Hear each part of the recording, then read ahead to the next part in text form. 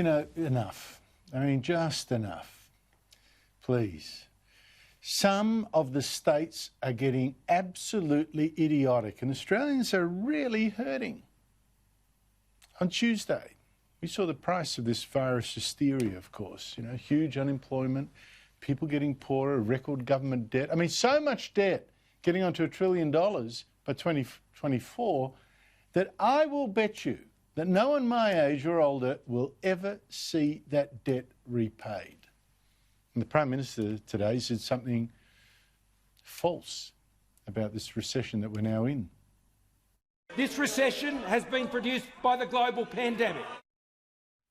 No, that's not true. This recession was caused by all the bans we put up, by our reaction to the virus. Bans that we now read seem to have caused more suicides among boys and elderly men, at least in Victoria, and have had more people miss cancer screenings, leading to real fears that people will die from the diseases that could have been picked up early had hospitals not been diverted to coronavirus patients that didn't turn up. So, be very clear, these are not deaths caused by the virus. These are deaths caused by ourselves, by our politicians, and by the people, many of them journalists, love a good story, beat it all up, who panic those politicians into imposing those extreme bans. Now, you would think, now that we can see the wreckage caused by this hysteria, that every political leader in this country would have their mind focused on getting us back to work. And that can be done safely, can be done overseas. Instead, in 2 states today, more evidence that some politicians just don't get it. They've either got tunnel vision, they're in the trenches, you know, they're so single-minded, virus, not looking at the broader picture, or they reckon there are votes in playing up the scare, which probably are. You know, for a populist, why the hell not? Whatever the cost, just go for the votes. What an indictment of Australia. And let's start with Queensland. Its Premier, Anastasia Palaszczuk, dreamed up a rule that she would not open her border to New South Wales unless New South Wales went 28 days straight without having a single new infection that it could not trace within 48 hours to an earlier case. One of these mystery cases. And last night, New South Wales found 3 of these so-called mystery cases, and so far has tracked down the causes for just 2.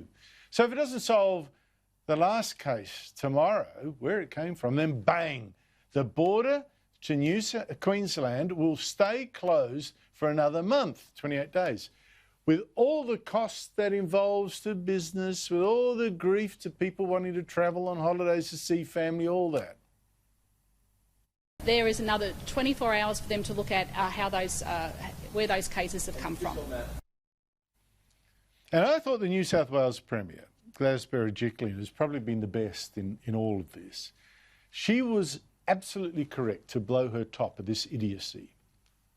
Not only have they set a benchmark which I think is unrealistic, because in a pandemic, in a place like New South Wales with 8 million people, when you're keeping your economy open, of course you're going to have cases from time to time. But it's how you manage that, it's how you get on top of that.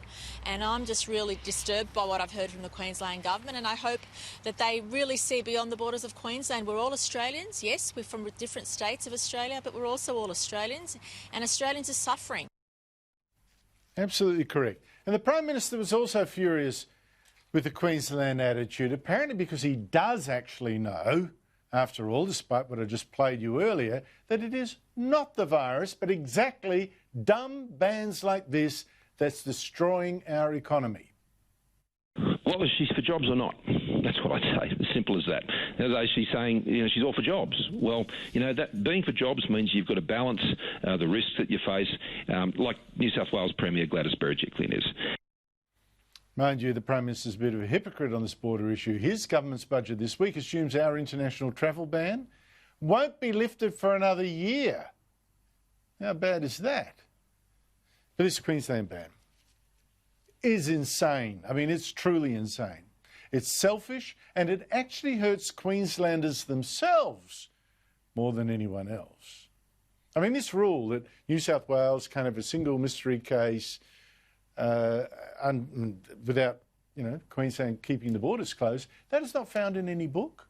The Premier and advisors, they just made it up. And it's totally irrational. New South Wales has got more than 8 million people. What odds that this one infectious person that's trying to find and can't is going to decide to go to Queensland? And even if that one infectious person did infect someone else, what does it matter from the national point of view? From the point of view of us all as Australians, if the person they next infect is someone back home in New South Wales or someone across the border in Queensland, what does it matter? This is one country and we should be able to handle it, whoever they infect. A hospital in Brisbane can handle it. A hospital in Sydney can handle it. What does it matter? Contact tracers in Queensland can get to work or contact tracers in New South Wales. What does it matter? Either can deal with it.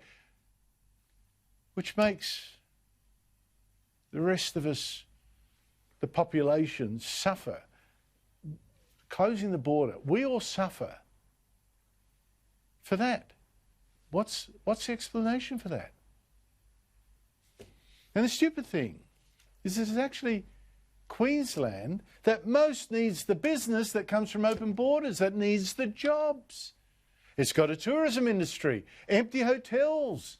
Think of the madness here. It's actually Queensland, not New South Wales. It's got the country's nearly the worst unemployment rate, one of the worst in Australia. Look at it, second from the bottom there. And no wonder when it's got a Premier so stupid about shutting borders and keeping out tourists for no sane reason. I mean, this is madness. And this insanity is catching. You see the same attitude now in Western Australia. It won't open borders until next year.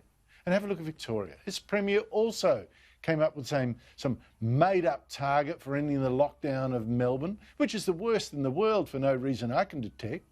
A lockdown that's gone on for more than 2 months now.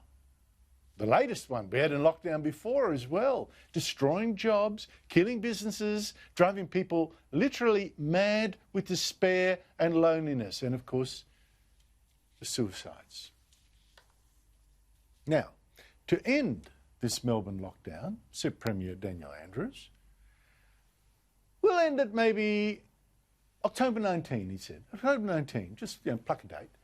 October 19, if, I don't know. Hey, how about if Victoria, from Monday this week to October 19, the date, 2 weeks later, it has an average of just 5 new infections a day or fewer. I mean, why pick 5 out of the ether? I don't know. And why 5? I mean, that's so mad. New South Wales today had 12 cases, 8 in the community. And it can handle that. Sydney isn't shut. Not like Melbourne, thank God. Well, this country would be even more stuffed. And big surprise, of course, with this target. I don't think Victoria's going to make that target by October 19. I think Melbourne's going to stay locked down for who knows how long. Because look at the last 3 days, which are counted in the 14-day average up to October 19. 30 new cases, 15 on Tuesday, 6 Wednesday, 11 today. And that means over the remaining days, before this trigger, this target, Victoria has to actually get down to just 3.5 new cases a day to meet that target and free Melbourne from its lockdown. What are the odds? It's looking very hard. Now get this. Melbourne in lockdown when it's had 11 cases today, and Sydney is not in lockdown when it's had 12. True, 4 from overseas travellers in quarantine. But seriously, how can that be justified? Look at the results of this madness. Victoria closed, losing jobs, a basket case. New South Wales open, gaining jobs, dragging Australia out of this recession, or at least trying to. To repeat. This recession is not caused by the virus. This recession is caused by politicians as stupid as Anastacia Palaszczuk and Daniel Andrews. Call them out on it. You may think they're keeping you safe with their bans if you're in their states, but they're not. They're actually destroying the joint around you. They're really hurting people, and it's got to stop.